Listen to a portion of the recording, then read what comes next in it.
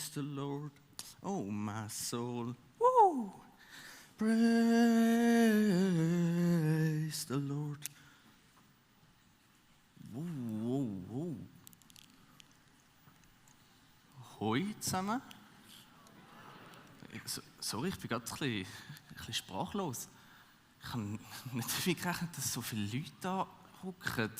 Sorry, darf ich fragen, was macht ihr da? So, ach, nein.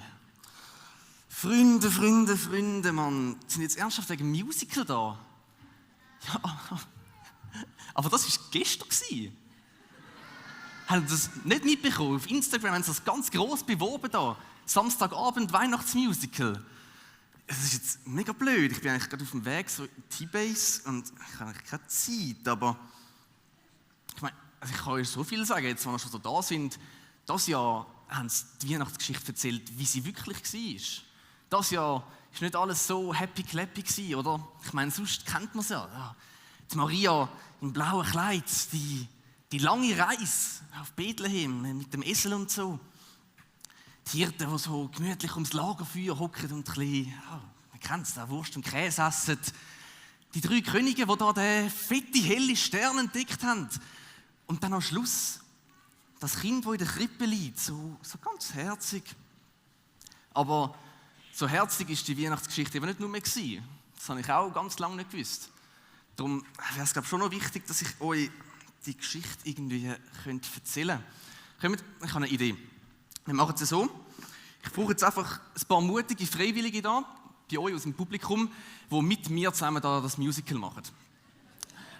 Also als erstes brauchen wir natürlich eine Maria. Schaue ich da, sonst gab mal rasch eine Runde. Da stehen schon die ersten auf, aber du bist keine Maria, oder? Schau mal da. Du bist eher so eine Barbara, das passt auch nicht.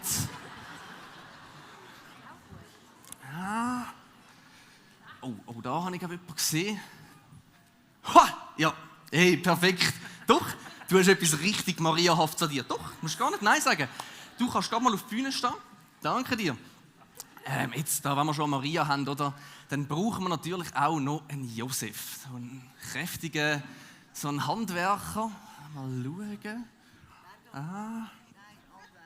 Da, ja, die Muskeln würden stimmen. Keine Sorge, ich habe gehört, Josef der hat auch ein gutes Herz, darum schaue ich mal weiter. Nicht persönlich, nein, sorry.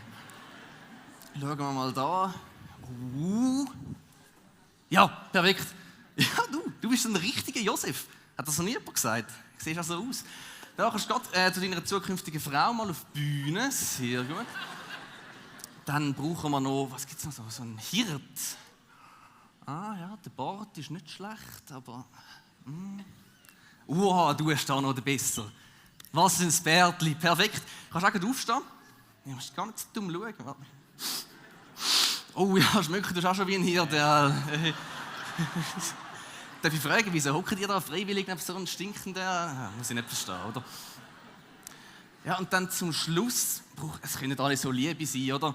Das so ein Bösewicht, so ein Herodes wäre jetzt noch gut. Matt, möchtest du den Herodes? Schade.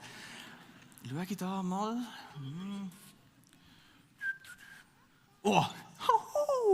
Leck, mir siehst du böse aus. Du musst gar nicht so überschauen, ich meine dich. Ja, du. Ja, du siehst böse aus. Der ist ja viel zu lieb da. Ja, kannst aufstehen, kannst auch gerade mitkommen. Danke. Für die 4 Freiwilligen mal einen Applaus bitte.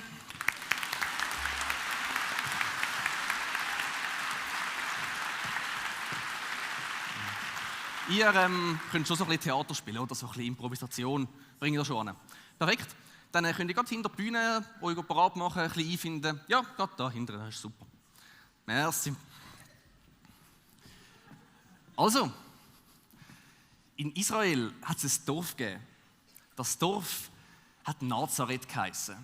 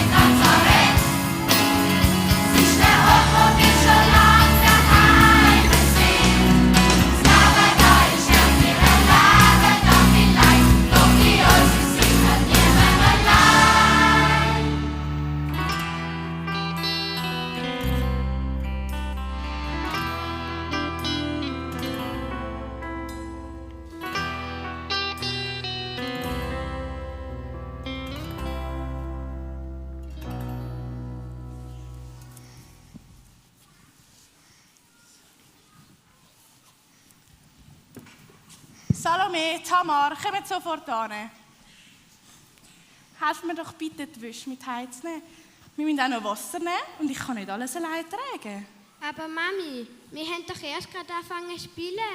Ja, bitte, Mami, dürfen wir nicht noch ein bisschen länger? Es wird jetzt nicht geklönt.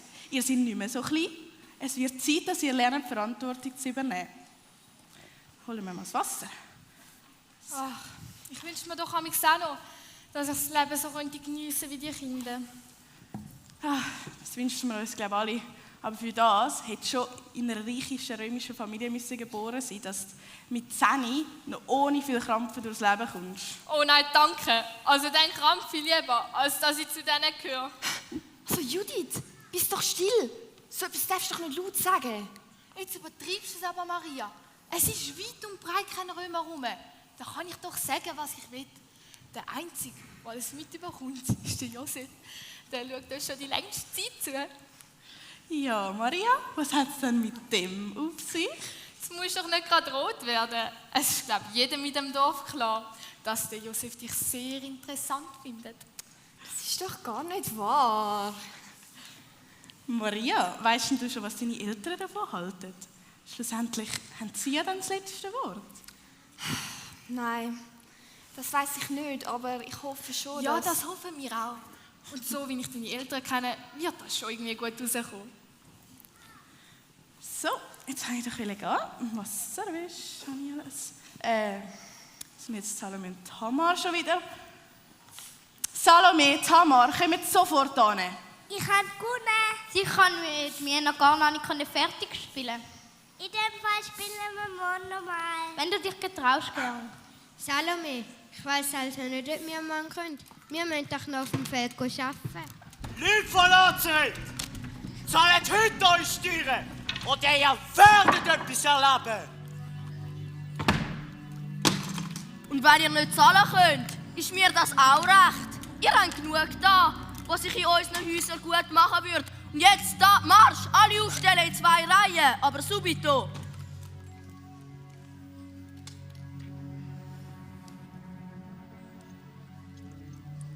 $5. Was? 5 Schekel? Mein Herr, das kann ich niemals zahlen. Geben Sie mir ein bisschen mehr Zeit. $5. Und ich sorge dafür, dass deine Familie gerade nicht mehr so groß ist. Das können Sie nicht machen. Also, da haben Sie die 5 Schekel.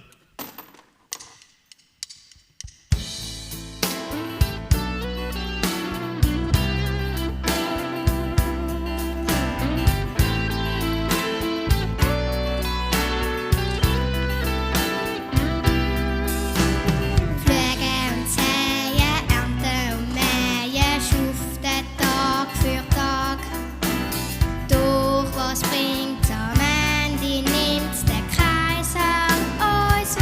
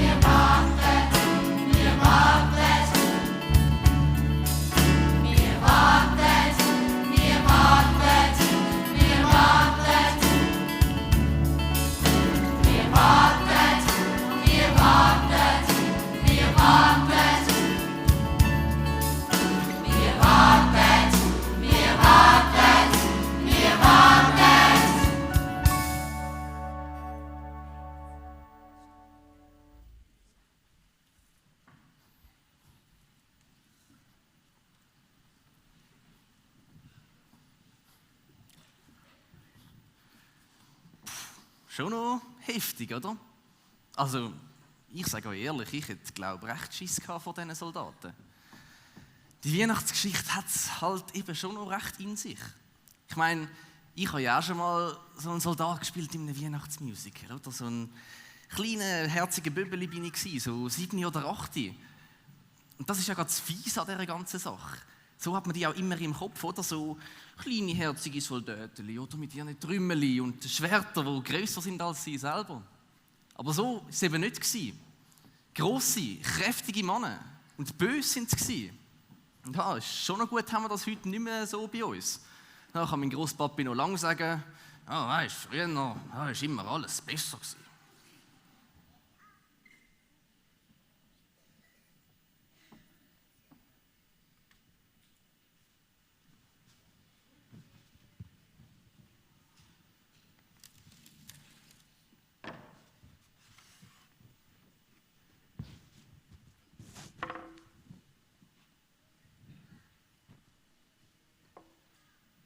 Papi, wir müssen noch Langholz hacken. Ich glaube, das sollte etwa langsam lange. Aber weisst, liebe Sarah, wir müssen uns in Zukunft schon noch ein bisschen mehr Mühe geben beim Arbeiten. Es hat da jetzt auch noch ganz knapp gelangen, um die Steuern zu zahlen. Ich verstehe das einfach nicht. Warum haben wir den Römer Geld gegeben? Das haben die eigentlich bei uns zu suchen. Das Land gehört doch uns. Psst! Pass auf deine Worte auf, Mädchen. Es ist vielleicht nicht gerecht, aber es ist, wie es ist. Israel ist ein Vasallenstaat. Wir können zwar einige Sachen selber entscheiden, aber die Römer sind die Herrscher über uns. Und die können so einiges von uns verlangen. Ich wünschte, wir wären kein Bananenstaat. Vasallenstaat heisst das. Und jetzt müssen wir aufhören zu plaudern. Weisst, heute kommt noch der Josef mit seinen Eltern. Wir feiern die Verlobung von der Maria und vom Josef. Stimmt, oh, ich freue mich so.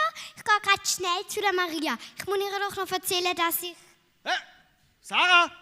Sarah! Jetzt haut das Lausmädchen einfach ab und lässt mich allein mit aufräumen.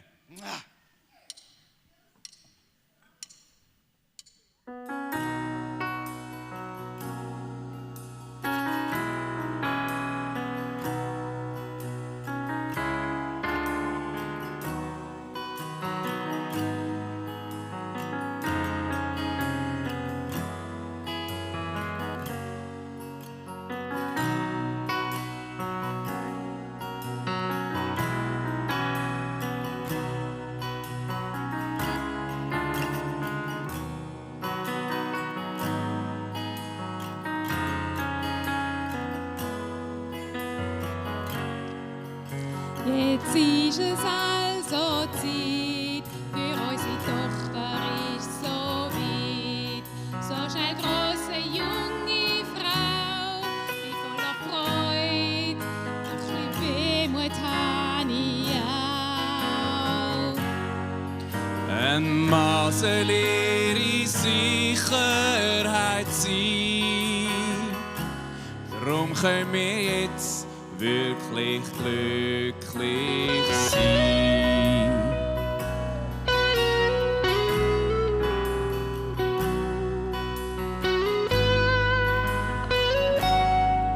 Sie bleibt ja noch ein da, wird das nächste Jahr erst verlassen. Erst verlobt ist unser Kind, bist doch froh, dass die beiden glücklich sind. Mein lieber Mann, du hast ja recht. Der Tag ist wirklich ein ganz schönes Fest. Josef, Maria, versprochen sind wir uns. Unsere Eltern haben das Sagen gegeben. In einem Jahr sind wir Mann und Frau. Josef, Maria, versprochen sind wir uns. Wir wollen klein gemeinsam jetzt durchs Leben gehen, ganz egal, was auf uns zu wird kommen. Josef, Maria, versprochen sind wir uns. Unsere Eltern haben gesagt, immer ja sind wir Mann und Frau. Josef, Maria, versprochen sind wir uns. Gemeinsam jetzt durchs Leben gehen, ganz egal, was auf uns zu wird kommen. Josef, Maria, versprochen sind wir uns. Wir wollen gemeinsam jetzt durchs Leben gehen, ganz egal, was auf uns zu wird kommen.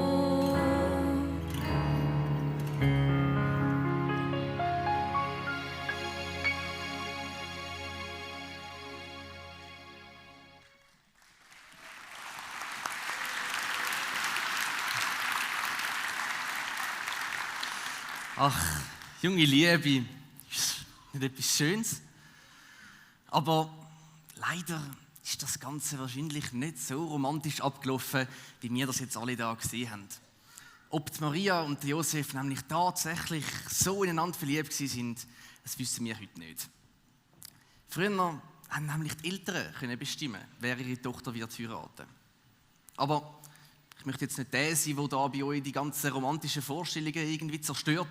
Darum geht für alle jungen Mädels da rein, wir tun jetzt einfach mal so, als wären die beiden mega aufeinander gestanden. Ist gut? Super. Was bei uns aber anders ist als bei diesen ganzen Filmen da aus Hollywood, unsere Geschichte hört nicht einfach mit dem Happy End auf. Auf das Bärli sind nämlich schon sehr bald die ersten Herausforderungen zugekommen. Und die sind ganz und gar nicht ohne gewesen.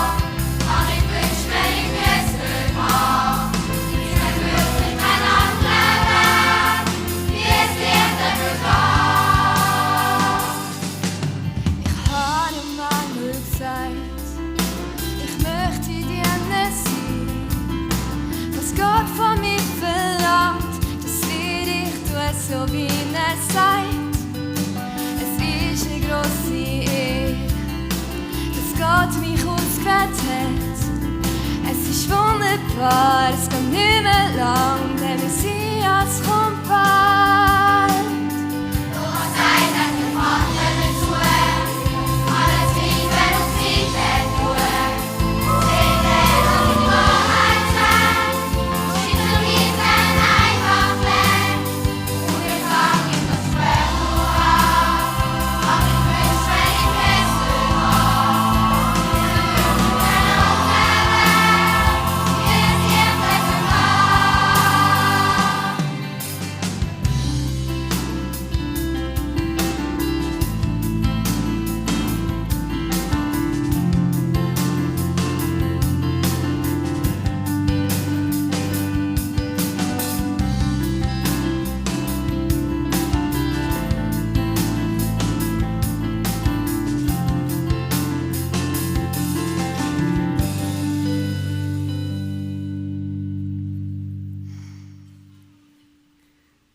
Maria, was ist denn los mit dir?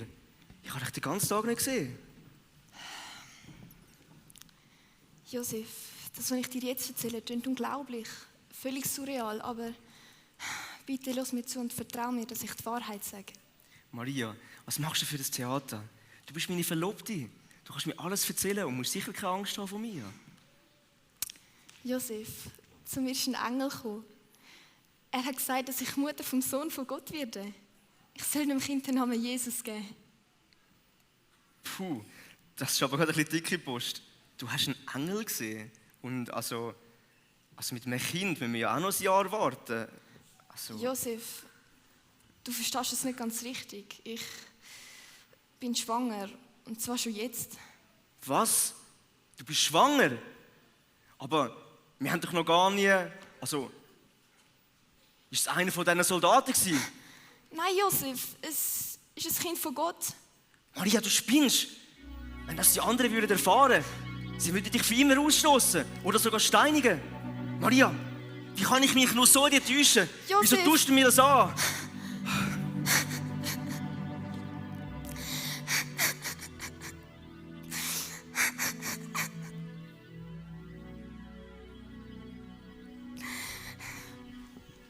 Maria! Sind wir gerade Josef begegnet? Der hat uns alles erzählt. Sag mal, wie hast du noch können? Sag, wie hast du noch können? Maria, bitte sag, dass das nicht wahr ist. Ihr müsst mir nicht glauben, aber das, was ich erlebt habe, ist die Realität. Ja, aber sag mal, verstehst du, was das für uns bedeutet? Hä? Bist du dir dessen bewusst, was das für uns, für die Familie bedeutet? Ja, Vater. Maria, du bist in grösster Gefahr. Stell dir vor, der Josef verklagt dich. Weißt du, was das bedeutet? Mutter, das Kind ist von Gott. Er wird dafür sorgen, dass nichts passiert. Ein Kind? Von Gott? Maria, hör auf mit dem Zeug, ich kann es nicht hören.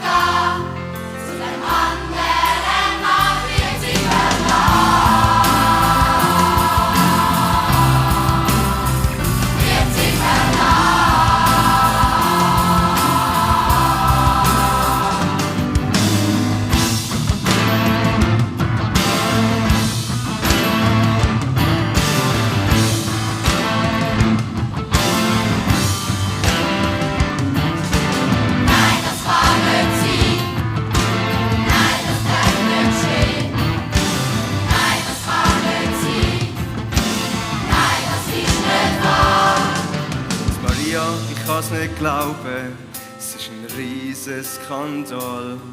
Wieso tut sie mir das an? Ich kann das einfach nicht verstehen. Ich will sie verlassen.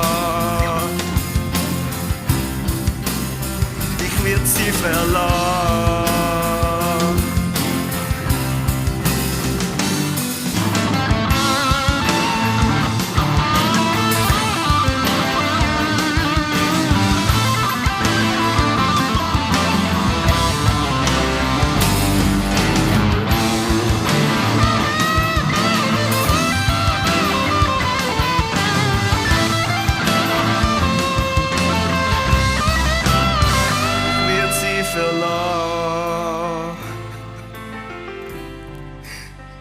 Ich will sie verlassen.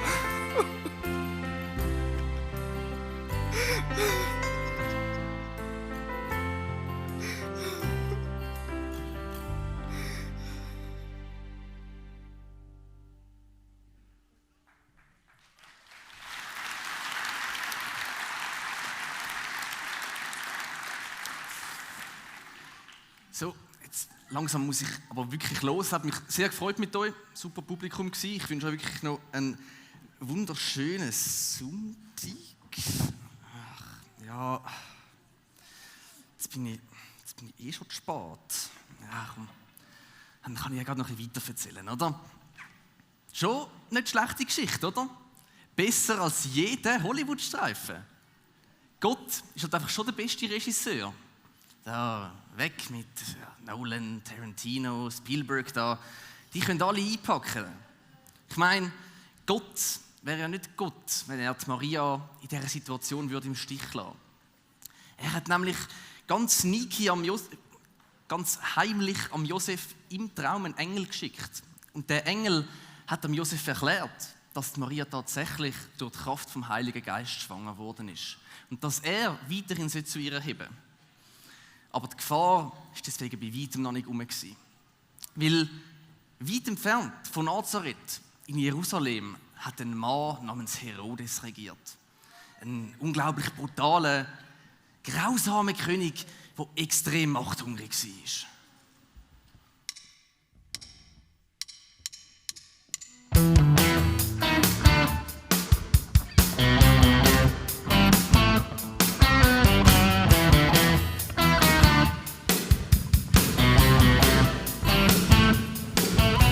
Bekannt im ganzen Land. Jedes Kind weiß, wer ich bin. Fürchtet vor jedem Jud. Geachtet vom römischen Reich. Sterben muss Konkurrenz. Auch meine Nächsten könnten sein. Ich mach, was ich will. Und wenn's nicht passt, dem geht's halt schlecht.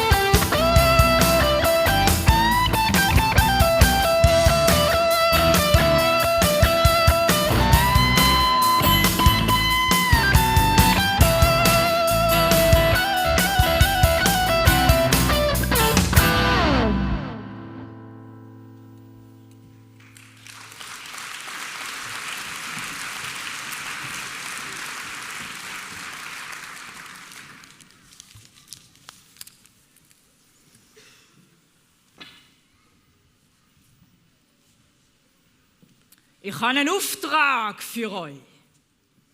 Der Kaiser Augustus wird wissen, wie viele Leute in seinem Reich wohnen. In seinem Reich! Naja, mir soll es recht sein. Diesen Juden soll es nur nicht allzu gemütlich werden. Sonst kommen sie noch auf dumme Ideen. Gönnt Geht und verkündet die Botschaft. Ich verspreche euch, das wird ein spannender Auftrag. Mit Verlaub, Herr König, müssen sich die Juden, in dem Fall in ihrem Heimatort, in die Steuerliste einschreiben lassen. Was denn sonst? Und zwar müssen das alle Juden machen. Und zwar jeder einzeln. Und was ist, wenn die Leute einen Aufstand machen? Ein Aufstand? Ha! Genau darum habe ich gesagt, es könnte spannend werden. Und ihr könnt gerade beweisen, ob ihr für euren Posten geeignet sind. Ihr wisst ja, was mit solchen passiert, wo ihren Auftrag nicht erfüllen. Oder vollends versagen.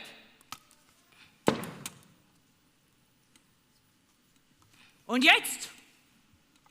Keine blöde Frage mehr. Gönnt und erledigt euren Auftrag.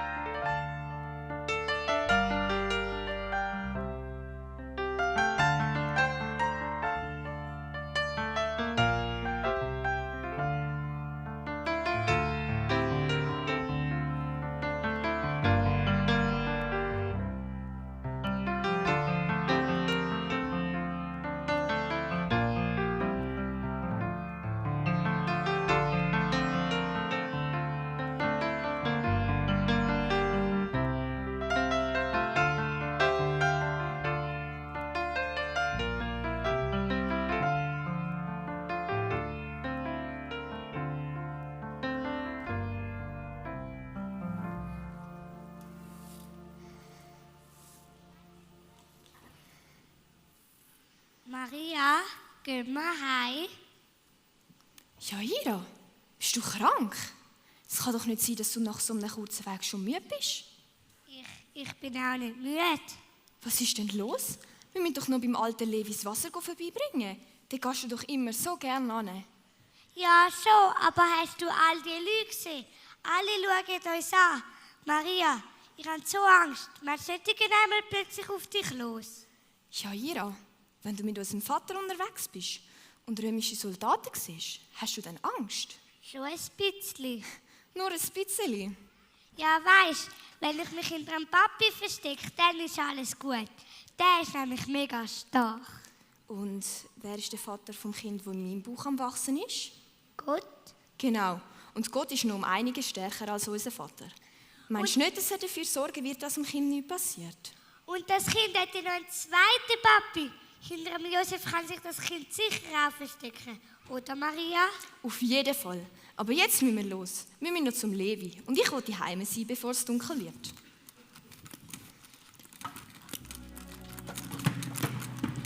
Leute von Lazareth! Kommt sofort auf den Dorfplatz! Da noch, aber subito! Marsch jetzt!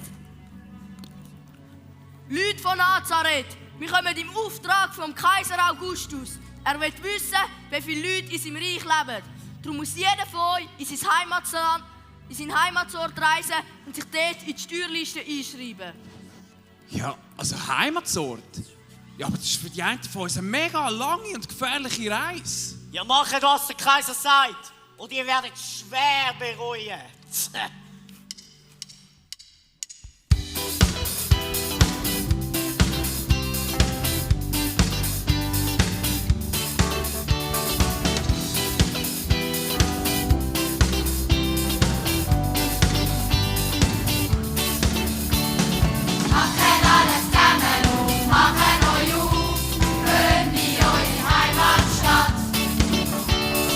Kaiser hat so wenig, und Neuland selber.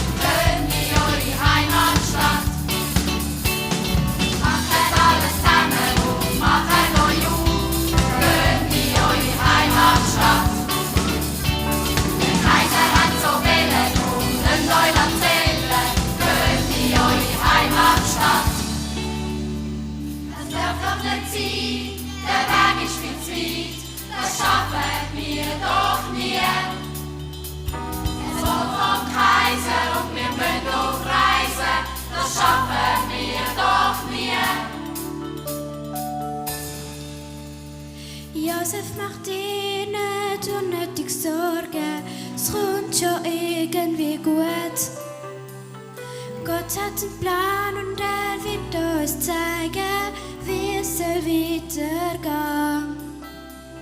Komm, wir vertrauen ganz auf ihn. Macht alles zusammen und macht euch auf, gehen in eure Heimatstadt. Der Kaiser hat so wählen, drum lasst euch erzählen, gehen in eure Heimatstadt. Macht alles zusammen und macht euch auf, gehen in eure Heimatstadt. Der Kaiser hat so wählen, drum lasst euch erzählen, gehen in eure Heimatstadt.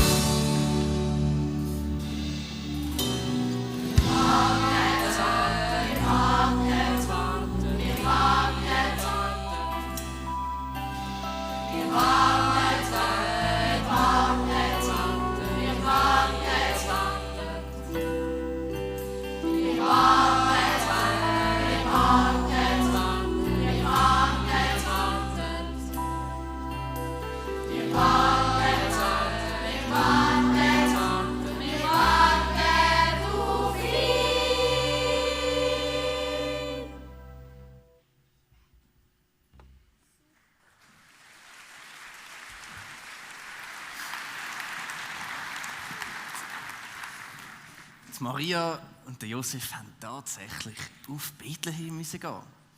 Aber ich habe ja vorhin gesagt, Gott ist der beste Regisseur. Und das ist auch wirklich so. Weil in der alten jüdischen Schrift hat es nämlich eine Prophetie gegeben. Eine Prophetie, dass der Messias, der Retter, aus Bethlehem wird kommen. Und die Prophetie können wir heute auch noch nachlesen. Die steht nämlich im Alten Testament. Für das brauche ich erst meine gute alte Bibel-App.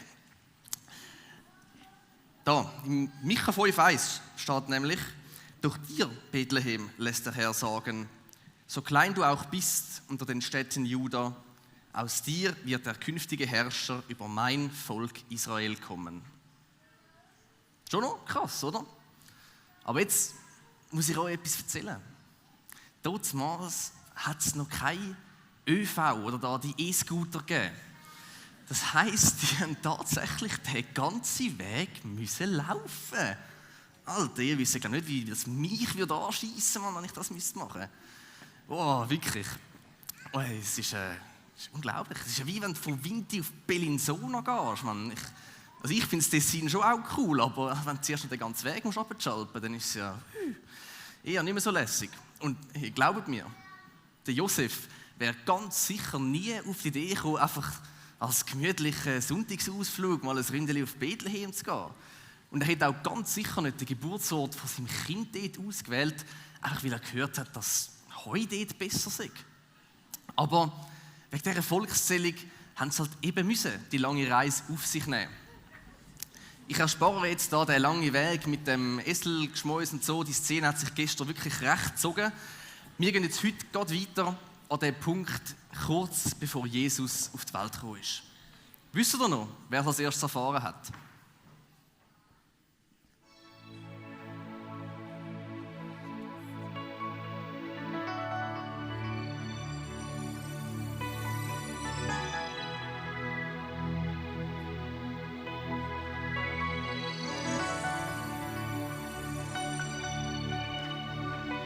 Habt keine Angst.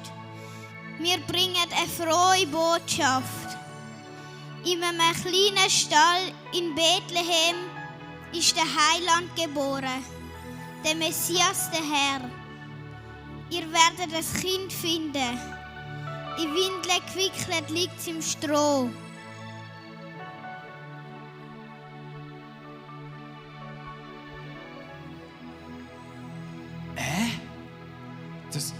Das ist doch jetzt gerade ein ganzes Heer von Engeln gewesen.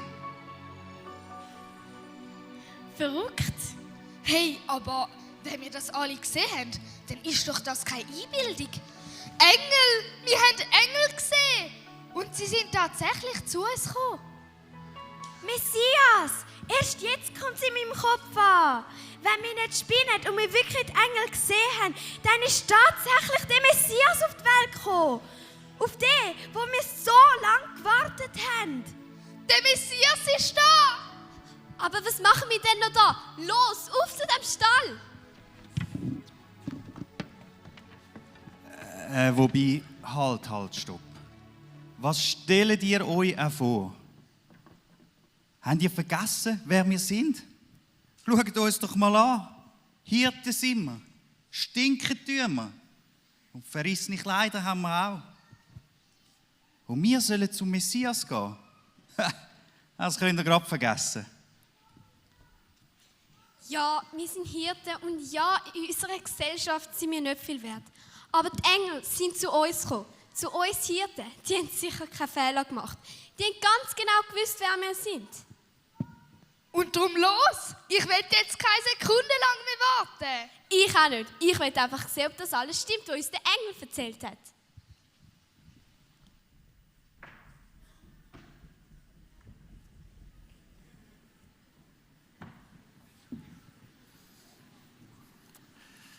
Es Schöfli tun ihm bringen und tun ein Loblied singen. Ja, sehr gut. Klassiker kennt ihr auch noch, oder?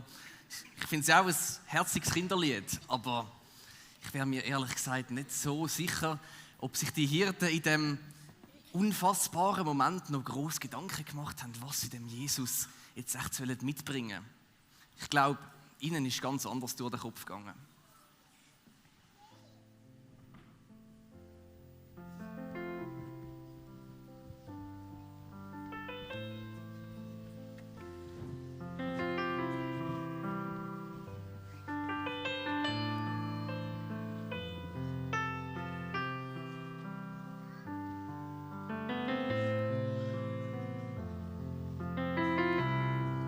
Ich kann es nicht glauben. Das, was die Engel gesagt haben, ist wahr. Es ist wirklich alles genau so, wie sie gesagt haben. Du bist der Messias, der Retter, der, auf den wo wir schon so lange gewartet haben. Du, grosser König, kommst zu uns. Und wir Hirten, arme Leute, dürfen die Ersten sein? Wir beten dich an, unser Herr.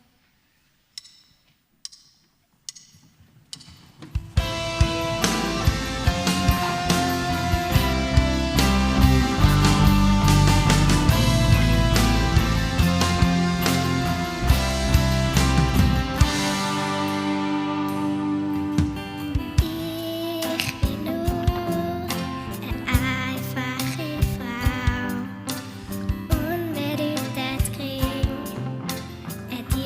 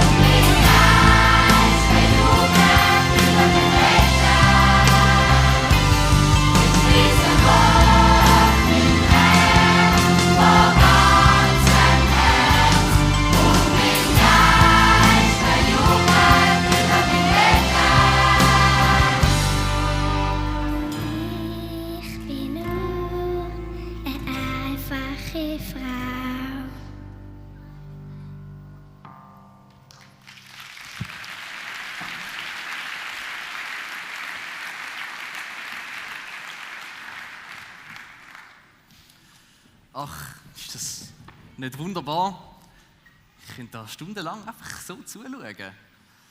Aber jetzt möchte ich euch noch den Schluss von dieser Geschichte erzählen. Jetzt wird es nämlich nochmal ziemlich spannend, darum alle zusammen anschnallen, festheben und dann sind wir da ready für das Ende von dieser Geschichte. So für die jüngere Generation, so die in meinem Alter, ich muss euch noch ein Geheimnis erzählen. Damals hat es tatsächlich noch kein WhatsApp gegeben. Unvorstellbar, oder? Dementsprechend hat sich die frohe Botschaft, die Nachricht, auch nicht so schnell umgesprochen. Ich meine, heute wüsste ja jeder eigentlich fast sofort Bescheid. Aber trotzdem haben damals Astronomen durch eine Sternenkonstellation von dem Ereignis erfahren. Und wo sie gecheckt haben, wer da auf die Welt gekommen ist, wo sie gecheckt haben, was das bedeutet, haben sie sich sofort auf den Weg gemacht, um das Kind mit eigenen Augen zu sehen. Sie sind aber nicht, wie man häufig meint, zu der Krippe gegangen. Sie sind nämlich erst 1-2 Jahre später in Bethlehem eingetroffen. Und so lange hat der Jesus zum Glück nicht in diesem Gestrüpp liegen. Darum, ja. Wie viele Astronomen das jetzt genau waren, wie die geheissen haben, das wissen wir heute alles nicht. Das ist aber eigentlich auch gar nicht so wichtig. Wir wollen einfach jetzt nochmal in die Weihnachtsgeschichte hineinschauen, aber wie gesagt, 1-2 Jahre nach der Geburt von Jesus.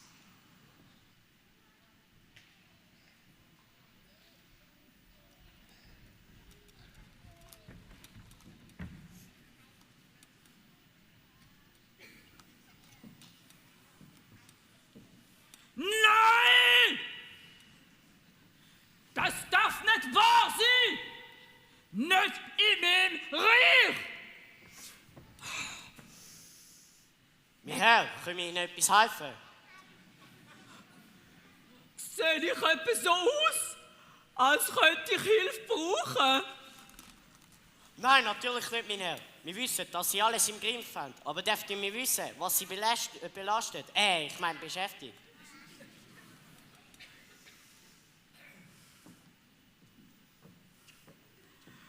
Der neue König! Was? Sie treten zurück? Nein! Sicher nicht! Kampflos gebe ich meinen Thron nicht her! Excuse, dürften wir fragen, von wem Sie denn reden?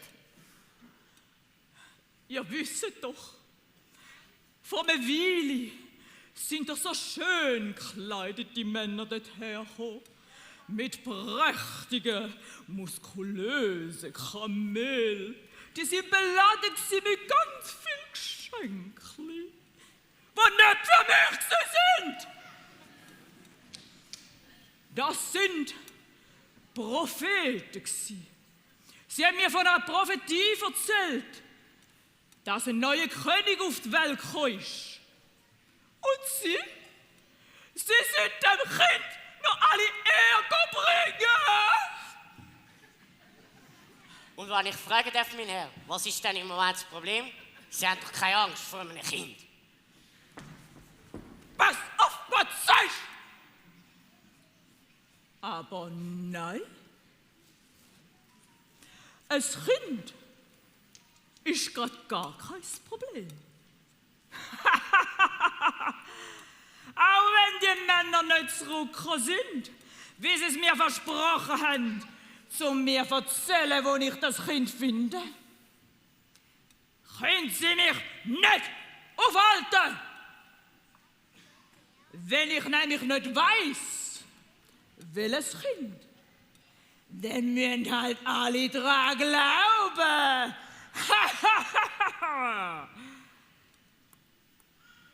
Kommandanten,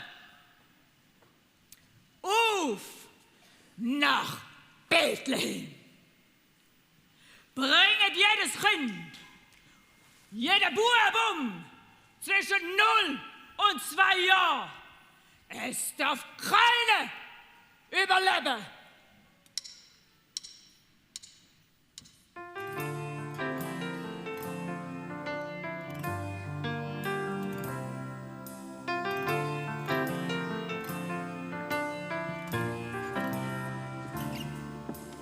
Böses passiert.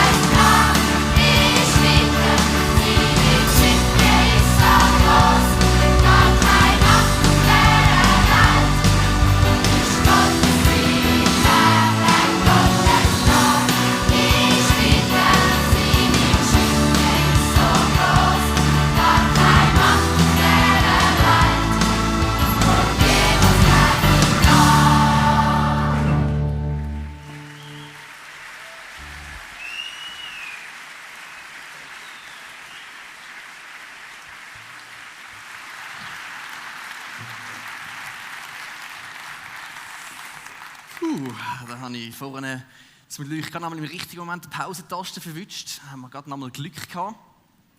Wobei, Glück braucht es ja eigentlich nicht, weil Gott hat auch in dieser bedrohlichen Lage die Oberhand gehabt. Genau wegen dieser Bosheit hat er ja seinen Sohn auf die Welt geschickt. Und der hat er dementsprechend auch in dieser gefährlichen Lage bewahrt, damit sein göttlicher Plan in Erfüllung gehen kann. Er hat nämlich mal wieder im Traum zum Josef geredet und ihm gesagt, dass seine Familie in Gefahr ist und dass sie flüchten auf Ägypten. Und das wäre dann eigentlich auch das Ende dieser Geschichte. Schon noch spannend gewesen, oder? Wobei, eigentlich ist es ja nicht das Ende. Es ist ja erst der ganz, ganz grosse Neuanfang.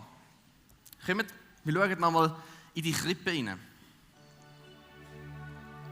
In dieser Krippe liegt der Sohn von Gott. Der versprochene Retter, den sie in Israel schon so lange darauf gewartet haben.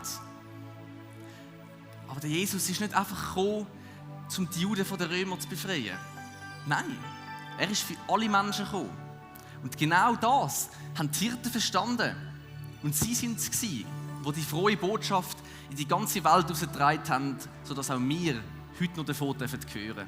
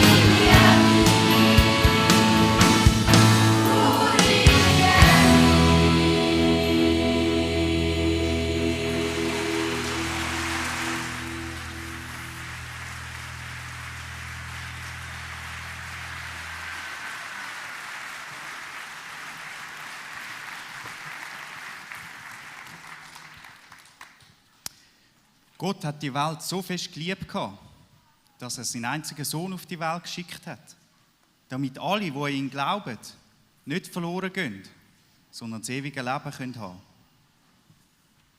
Gott hat seinen Sohn nicht auf die Welt geschickt, um uns zu verurteilen, sondern um uns zu retten. Seit Jesus auf die Welt gekommen ist das Gesetz nicht mehr der Weg zu Gott. Jetzt gilt, Gott nimmt alle an, die einzig und allein ihm vertrauen. Wenn ihr in die Krippe hineinschaut, was seht ihr dort? Seht ihr das herzige Kind aus dem Krippenspiel? Oder seht ihr den Mensch, der für unsere Schuld am Kreuz gestorben ist? Jesus ist an Weihnachten für uns alle auf die Welt gekommen. Und er war es, der am Karfreitag für uns alle ans Kreuz gegangen ist. Dank ihm sind wir alle gerettet. Darum lassen wir uns jetzt feiern.